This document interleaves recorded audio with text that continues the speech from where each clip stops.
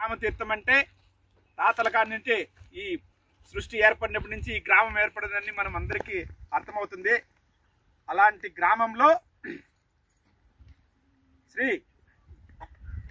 సీతారామ భక్త హనుమాన్ దేవాలయం పునర్నిర్మాణం కోసం ప్రయత్నిస్తుంటే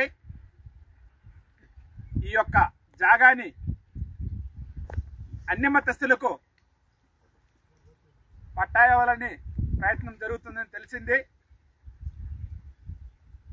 దానిలో భాగంగా హిందూ చైతన్య వేదిక ఆధ్వర్యంలో ఇక్కడ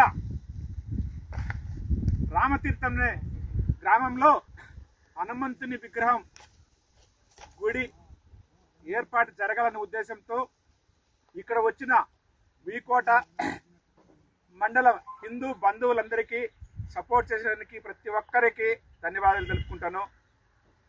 ఎందుకంటే 500 సంవత్సరాలమైంది రాముడి మందిరం నిర్మించడానికి.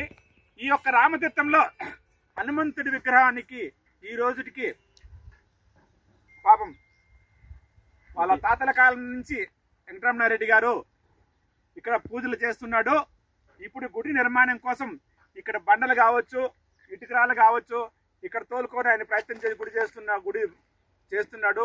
ఇతనికి గ్రామస్తులంతా కూడా ఇక్కడ కమిటీగా ఏర్పడ్డారు. హిందూ బంధువులందరూ కూడా దీనికి సపోర్ట్ చేస్తున్నారు. కావున ఈ యొక్క నిర్మాణానికి మీరందరూ సహకరించాలి. అదేవిధంగా అధికారులకు కూడా మేము చెప్పేదేమంటే ఈ యొక్క జాగాని హిందువులకు సంబంధించిన దాన్ని ఇచ్చి ఏ చర్చో మసీచి ఇక్కడ గొడవలు పెట్టే ప్రయత్నం చేయకుండా దయచేసి దీన్ని జోలికి రాకుండా ఉండాలని ప్రభుత్వ అధికారులు కోరుకుంటున్నాం.